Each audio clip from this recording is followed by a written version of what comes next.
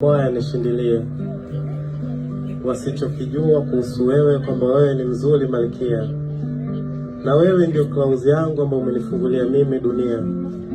Una rangi ya banjara sikia sizzla, mimi nakuita shefu wa mapishi, maana mpaka kwenye kitanda unakaangiza.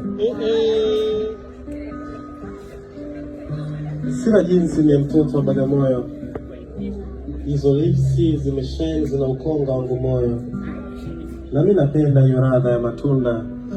Naisi Azam home baking flour ndo litumika kukumba, maana you are so beautiful.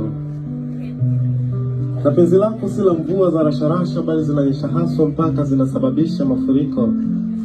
We binti, nitakufanya daftari kuitumia kalamu yangu kuulemba mwandiko. Uhondo wa penzi lako ni tamu zaidi ya chicken biryani. Mahaba unaonipa napelekea vita kwa jini mahaba, jini makata na subiani. Mabegani asilani mimi siwezi kukuacha. Mtoto ukiwa kitandani ni mithiri ya kambale kwenye topu unavyotapatapa. Mtoto na mzidi mkwezi kwa kuparamia mnazi.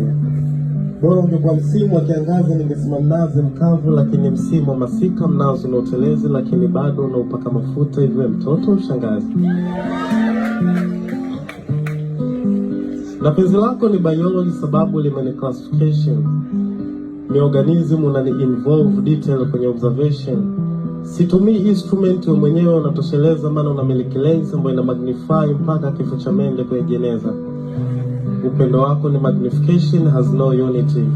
Pia ni taxonomy unani classify bila limit species, ni moja ya lako tabasamu insulin unaipatabu nikionja chumvi yako na sikia utamu. We mtoto haufai.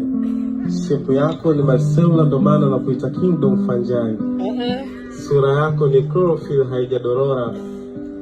Eukaryotic yako ni tamu zaidi ya monera, ni kusomola vimelea vya upendo wako hata microscope imeshindwa kungamua. Nuclear imeoza, cytoplasm haifanyi kazi, seli yangu kwako imetua. Wewe ni hodari wa medicine, siwezi pata infection.